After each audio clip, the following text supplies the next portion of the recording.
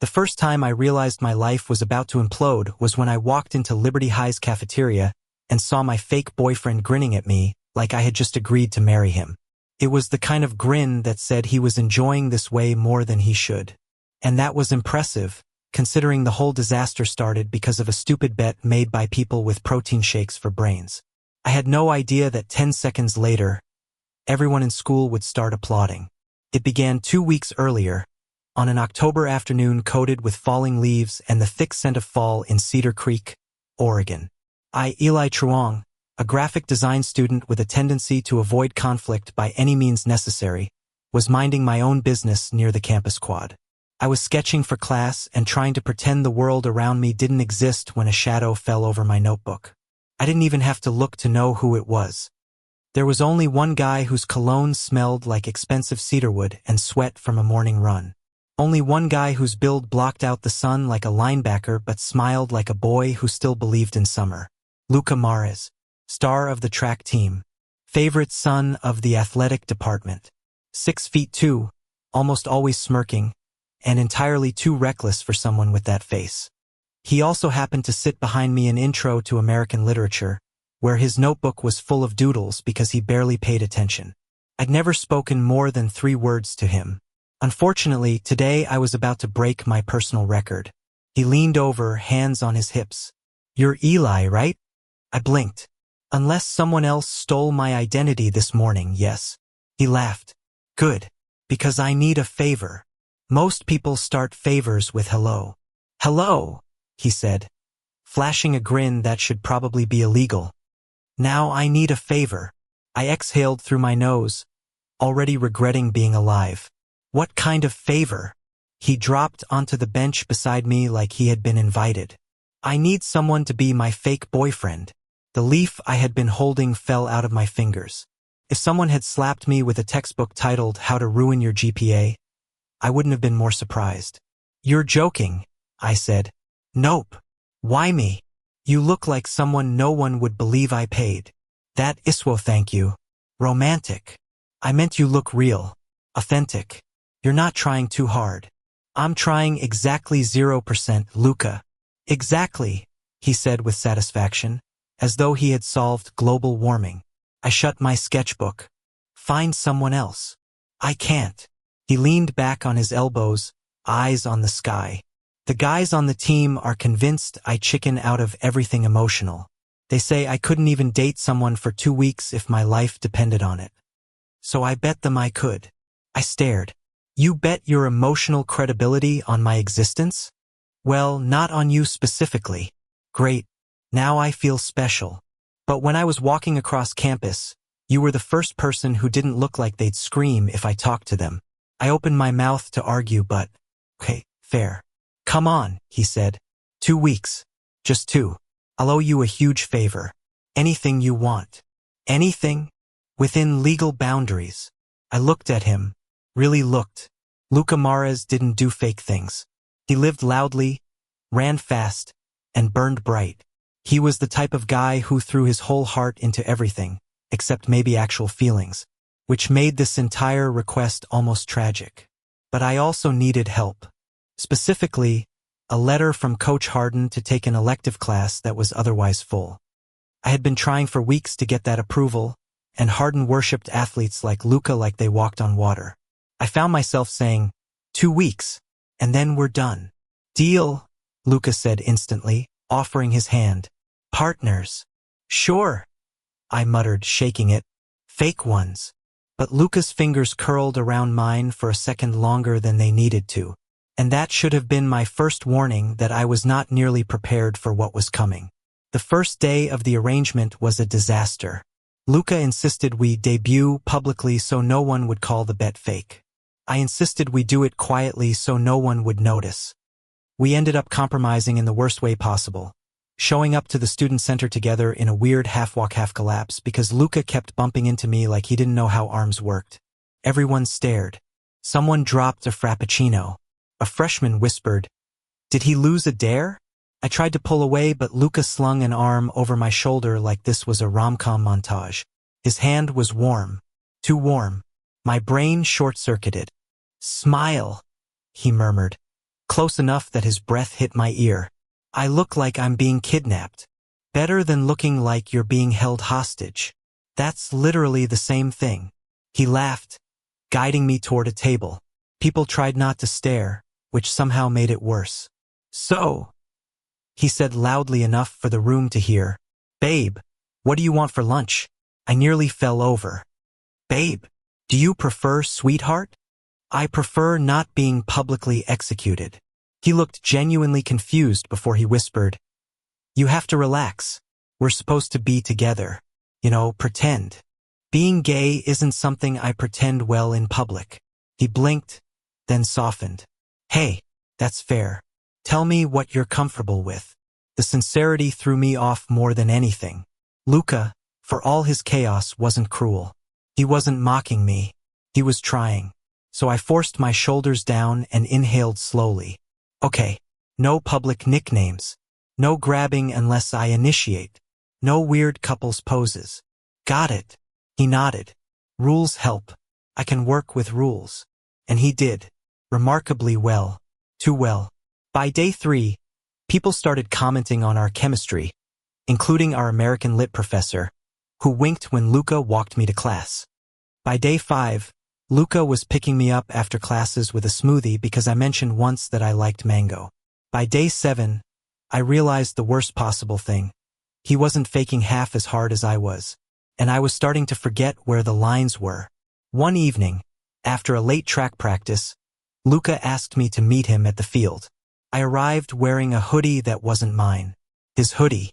He had lent it to me when I complained about the wind earlier that week. It still smelled like him.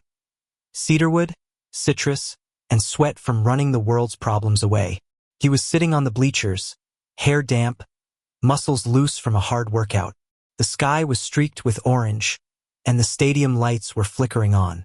It was the kind of scene that made you forget this was pretend. "Hey," he said softly when I approached. "Sit." I did. He nudged a bottle of water toward me. "You look tired." "That's my face, Luca." He smiled a little, but his eyes didn't. "Are you okay? You've been quiet the last couple of days." I picked at the label on the bottle. "Just thinking. About us." There was no good answer, so I stayed silent. He sighed. "I know this was supposed to be easy, fun, but I didn't mean to make things hard for you. I agreed to it." "I know, but I never wanted you to feel pressured." He turned his body toward me fully, his knees brushing my thigh. "If you want to end it early, we can. Screw the bet." My chest tightened.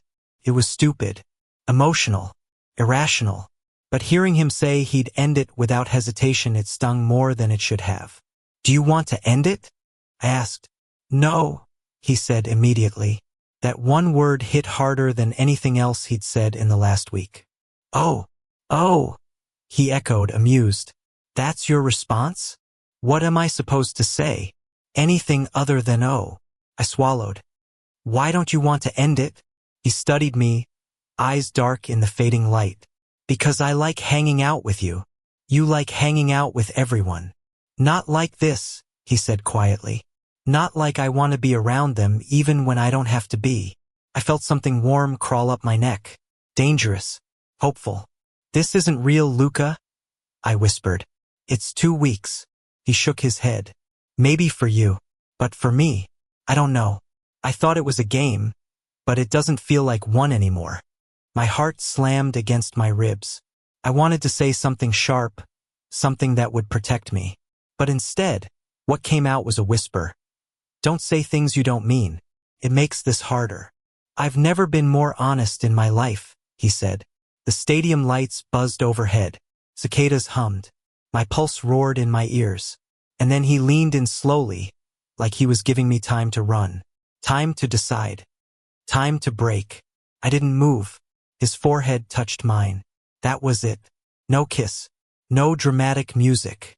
Just contact. Barely. Gently. Shatteringly. I closed my eyes. I shouldn't have. Because suddenly fake wasn't fake anymore. And I had absolutely no idea how to protect myself from the truth. On day 9, everything broke. The track team was hosting a fundraiser, and Luca wanted me there. I told him I would come later. I lied. It was easier than admitting that the idea of being in public with him again after that night on the bleachers scared me. I was terrified of wanting too much. But the universe didn't care about my fear, because while I was hiding in the library pretending to read, I overheard two track guys talking by the printer. "You think Mares will last the full 2 weeks? No way. He always bails. He's probably already regretting the bet. Can't believe he picked that art kid. What's his name? Evan? Eli? Yeah. Dude looks like if you told him he was cute, he'd have a panic attack." They laughed. My stomach dropped. He's not Mares's type anyway. Luca only goes for guys who look like they model for vitamin commercials. Yeah, man. It's just a bet. No way he actually catches feelings. I walked out before I could hear more. I didn't cry. I didn't make a scene. I just left, hoodie pulled tight, lungs sharp like cold glass. It was stupid to feel hurt. This was the whole point, right? Fake. Temporary. A 2-week arrangement. But somewhere along the way, Luca had started feeling real to me, and I hated myself for it. I didn't show up to the fundraiser. I didn't answer his texts. When he called, I let it ring. But that didn't stop him. At 10 p.m., my dorm door shook with 3 loud knocks. Then a voice. "Eli, open the door." I pressed my back to the door, eyes closed. "Go away, Luca." No, I almost laughed. Of course. Luca didn't know how to go away. Not when he cared. And apparently, even if this was fake, he cared enough to stay. "Eli," he said again. Softer this time. "Hurt." I exhaled shakily. "Please don't make this harder. Then talk to me." "I can't." "You can," he insisted. "Just let me in." I didn't. But I sank to the floor, legs folding under me. And on the other side of the door, I heard him do the same. 2 idiots sitting on opposite sides of a cheap dorm door, breathing like the world was ending. "Tell me what I did," he whispered. "You didn't do anything. Then why are you shutting me out?" "Because I'm falling for you and it's not real. Because in 5 days you'll walk away and I'll have to pretend it doesn't shred me." I buried my face in my knees. I heard the guys talking. I finally forced out. About the bet. About how you don't catch feelings. How you don't care. Silence. Heavy. Sharp. Then, "Eli," Luca said, voice breaking in a way I had never heard. "Open the door." "I can't." "Then I'll say it through the damn wall." I froze. "I made that bet before I knew you," he said. "Before I knew how you wrinkle your nose when you're annoyed. How you draw on napkins when you think no one's looking. How you drink mango smoothies too fast and then pretend you don't feel sick." I felt my heartbeat in my teeth. "I didn't expect you," Luca continued. "I didn't expect any of this. And I swear to God, the bet doesn't matter anymore." I swallowed. "Then what does?" "You," he said simply. "You're what matters." The world went quiet. Completely quiet. And I knew, without turning the knob, that if I opened the door right then, everything, absolutely everything, would change. When I finally opened the door, everything that had been balancing on the thin edge between us tipped. Luca didn't look triumphant. He didn't look smug or relieved or victorious, the way the star athlete normally appeared when he won something. No, looked wrecked. His hair was messy from running his hands through it. His eyes red at the corners like he'd been holding back more than he wanted to admit, and his jaw tightened as though letting emotion out was the most painful thing imaginable. When our eyes met, his breath caught, and that, somehow, scared me more than anything else. "Eli," he whispered. I stepped back automatically, heart pounding into my ribs like it wanted to escape. Luca stood, hesitating in the doorway the way someone would when crossing into someone else's world for the first time. "Come in," I said softly. He did, closing the door behind him with a quiet click. The silence that settled between us wasn't empty, it was tight, charged, stretching and straining like a wire pulled too far. He slid down onto the floor again, this time deliberately placing himself beside me instead of separated by the wooden barrier we'd been leaning against minutes earlier. Our knees brushed, not dramatically, just softly, a touch I felt far more intensely than any accidental graze had the right to be felt. I didn't know what to say. Luca did. "I shouldn't have let the bet start anything between us," he said, voice low. But I also can't regret it. Because without it, I wouldn't have gotten close to you. I stared at my hands. They said you don't catch feelings. I didn't, he answered instantly. Not until you. My throat tightened painfully. Luca. No, he said gently, turning toward me fully. Let me finish this before I lose the nerve. His fingers brushed mine careful, hesitant, like he was asking for permission without words. And I didn't pull away. I know you heard them, he continued. And I know how it must have sounded. But what they said, what they think they know about methods, old Luca. That's the version of me who didn't care enough to try. That's the guy who never took anything seriously because taking things seriously meant getting hurt. I swallowed hard. And I'm supposed to believe you're different now? You don't have to believe anything. He exhaled shakily. Just let me prove it to you. The sincerity in his voice was so raw it almost made me flinch. I looked up at him, and for once, Luca didn't hold himself like someone who had all the confidence in the world. He looked unsure, vulnerable, like someone who had opened himself up and was terrified I would shut him down. Eli, he murmured, I care about you. Because of the bet? I asked. Came out smaller, more wounded than I meant it to. No, he said firmly. In spite of it. His jaw tightened. If I could take it back, if I could rewrite how we started, I would. But I can't change the beginning. I can only change what comes next. The words hit something deep inside me. Something I'd been holding shut with both hands. I released a breath. What exactly do you want to happen next? He blinked, startled I'd even asked. Then he leaned back against the side of my bed, looking up at the ceiling as if it held answers. I want us, he said simply. Not fake. Not a deal. Not 2 weeks. Just us. My heart nearly stopped. You don't even know if we fit, I whispered. You don't know what being with me is actually like. He turned his head, meeting my gaze. Then let me learn. I shut my eyes because the hope rising in my chest was terrifying, wild, dangerous, impossible to contain. This is going to end badly, I muttered, more to myself than him. Maybe, he admitted. But everything good comes with risk. A humorless laugh slipped out. Now you sound like a motivational poster. Well, he said, nudging my shoulder with his. If the poster is hot enough, maybe you'll listen. I elbowed him and he grinned. And God help me, I felt the beginning of something repairing inside me, like a fracture knitting back together. But fear still lingered. What if you're just confused? I asked quietly. What if this is just the thrill of the challenge? The excitement of something new? What if it fades? His expression softened, tender, almost solemn. Then I'll stay until it doesn't. That made me swallow hard. I don't know how to do this, I confessed. I don't know how to be in something real. Neither do I, Luca admitted, his voice almost a whisper. So, maybe we figure it out together. His hand moved slowly, inch by inch, until his fingers slipped between mine. Our hands fit imperfectly, smaller ones against his calloused, warm grip, but something about that imperfectness felt deeply, painfully right. I didn't pull away. Okay, I breathed. Okay, he repeated, eyes widening a little. Okay, I said again, heart trembling. But we go slow. He nodded instantly. Whatever pace you want. And no more bets. No more bets, he promised.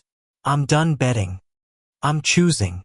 The air shifted, softening, warming, and before I could think, Luca leaned in ever so slightly, pausing just a few inches from my face. His voice dropped lower than a whisper. Can I? Yes, I said before he even finished. He kissed my cheek first. Not my mouth. Not eager or rushed. Just a warm, careful press on the side of my face, like he was testing the shape of something new, something tender, something almost sacred. It was the gentlest moment I had ever experienced with anyone, and it broke me in the best possible way. The next morning, everything felt different. Soft, impossible, fragile, like we were standing at the beginning of something that neither of us had planned but both of us desperately wanted to understand. Luca texted me at 7 a.m. I'm outside. Breakfast. I stared at the message for a full minute, torn between excitement and panic. He was moving fast. Well, for Luca, this was actually him moving slowly. But for me, this still felt terrifying. When I stepped outside, he was leaning against his car, hoodie pulled over his head, arms crossed, pretending he wasn't anxious.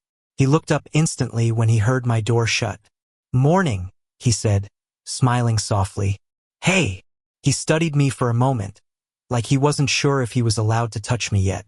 When I stepped closer, his shoulders relaxed. "Did you sleep?" he asked. "Barely." "Me too." Then he grinned. "Thinking about you." I rolled my eyes. "You really don't have to flirt." "What if I want to?" "That's not fair." "Why not?" I didn't answer because if I did, I might admit something scarier than either of us were ready for. He opened the car door for me like a gentleman from a different universe, and I muttered something about him not needing to act like we were in an old Hollywood movie. He just laughed. "Thought you wanted romance." "Not. Whatever this is." "This is me trying," he said simply. "I don't always know the right way, but I'm trying." And that was what undid me. Not his flirting, not his confidence, not his charm, but the fact that Luca Mares was trying. For me, breakfast was a quiet diner near campus, the kind with red vinyl booths and a jukebox that hadn't worked since the 90s. No one from school came here this early, which made it perfect. We sat in a corner booth. Luca ordered waffles piled with strawberries and whipped cream, and I ordered black coffee with a side of existential dread. He nudged my foot under the table. "Hey, what? You're thinking too much." "That's my personality, Luca." "Then let me redirect it." He tore a piece of waffle, dipped it in syrup, and held it up. I stared. "You're not feeding me." "I absolutely am." "No, yes."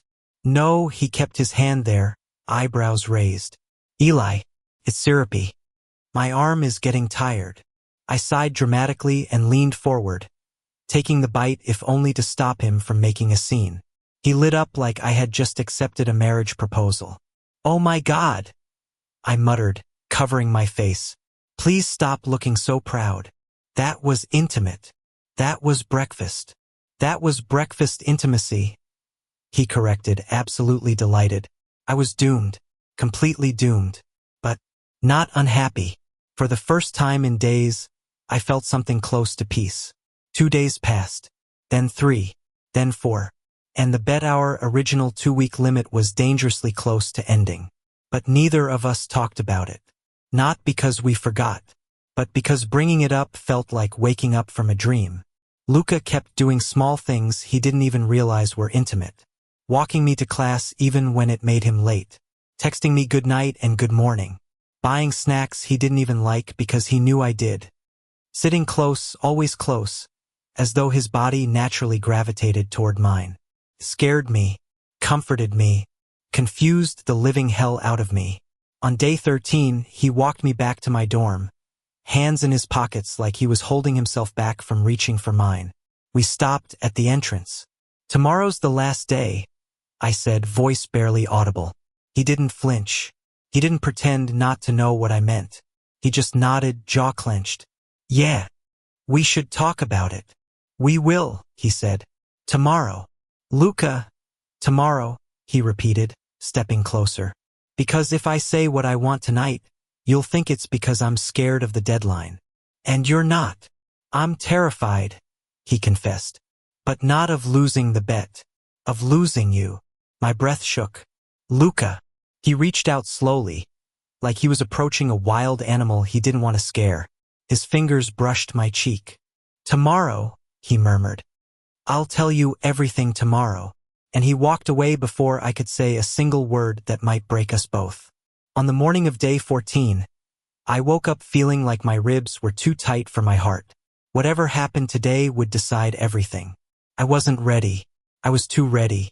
I didn't know what I wanted except that I didn't want fake anymore. And maybe, just maybe, I wanted Luca. But wanting him meant stepping into something real. And real things didn't come with rules. Real things didn't let you hide. Real things asked for pieces of your heart you couldn't get back. I wasn't sure if I was brave enough. But I knew this. By tonight I would have to be. I stared at my reflection in the mirror, whispering to myself, whatever happens, don't run. My voice shook. Don't run from him. That evening, the sun dropped low over campus, painting everything in gold like the world was trying to soften the blow of whatever was about to happen. My hands were cold even though the air was warm. Every step toward the stadium felt heavier, as if the ground itself wanted to hold me back. Luca had asked me to meet him there, the place where it all started, the place where the bet had first been made. When I arrived, he was standing at the center of the field, hands in his pockets, shoulders tense. The bleachers were empty. The sky above him turned orange, then rose, then bruised purple at the edges. He looked up when he heard my footsteps, and every wall I'd spent years building trembled. Eli, Luca. A beat of silence stretched between us before he spoke. It's day 14. I know. He exhaled shakily, rubbing the back of his neck like he always did when he was nervous, though Luca Mares was supposed to be the kind of guy who didn't get nervous. But he was nervous now, so visibly, painfully nervous that it almost hurt to watch. I need to say something, he said, and I need you not to run. I swallowed hard. I'm listening. He looked down at the grass, then up at me, eyes raw in a way that made my heart squeeze. That bet was supposed to be stupid, he said. A joke, a dare, something to win. I know, but then I met you. His voice cracked just slightly, and winning stopped mattering. My breath caught. I thought I knew myself. I thought I knew what I wanted. I thought I knew who I was. He shook his head, frustrated with a version of himself I no longer saw. But the thing is, you didn't fit into any of those pieces. You weren't part of the plan. You weren't supposed to mean anything. He stepped closer, slow, careful. But you do. You mean more than I know how to say. I didn't trust my voice, so I stayed quiet. He continued anyway because he had to. These 2 weeks weren't fake for me. Not for a second. Every time I walked you to class. Every late-night text. Every time I made you laugh. Every minute we spent on that floor with a door between us. I wasn't acting. His chest rose and fell with a shaky breath. I fell for you, Eli. Hard. And I know it's messy. And I know it started in the worst possible way. But he stopped, searching my face. I want you, he said simply. Without conditions. Without pretending. Without an expiration date. My throat tightened. The truth was bubbling up inside me. Too big to hold in, too terrifying to release. Luca, I whispered. I'm scared. I know, he said gently. I am too. I don't want to get hurt. You might. He didn't sugarcoat it. I might too. But I'd rather risk that with you than play it safe with anyone else. I looked away, blinking hard. The stadium lights flickered on, casting long shadows across the field. Say something, he pleaded softly. Anything. I took a step toward him. Then another. And another.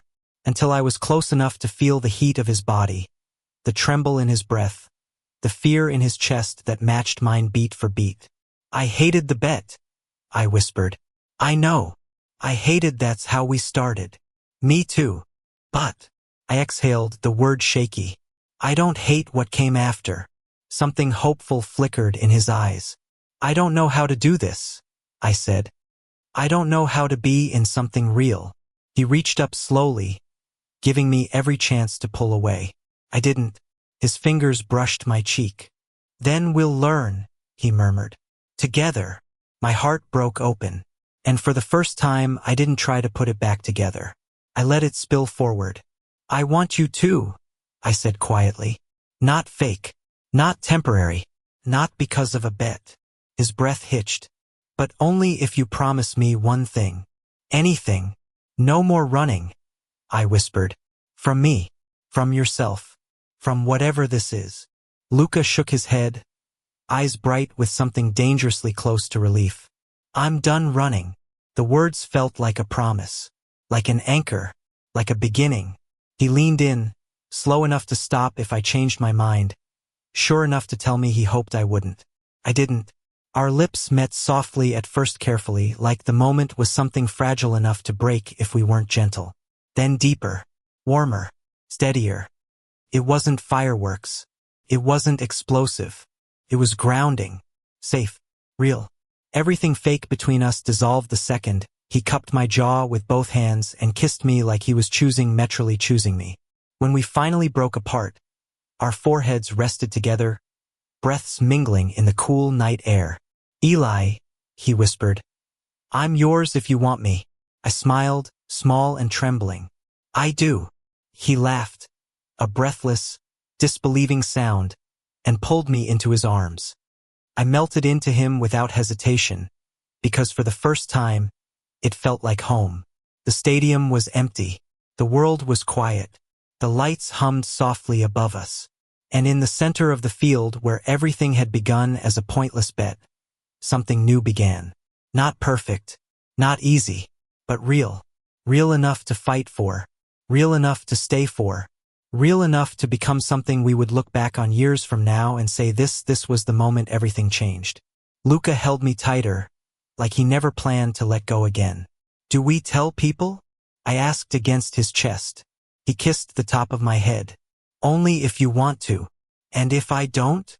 Then it's ours," he whispered. "Just ours, until you're ready." And with that, every fear I still had loosened just enough for hope to slip in. We walked off the field together, hands intertwined, hearts unsteady but beating in the same impossible rhythm. A bet had started it. But love quiet, unexpected, defiant was what carried us forward. And for the first time, it felt like we weren't pretending anymore. We were beginning, together. Thank you for listening. If you find it interesting, please like and subscribe to follow the next stories.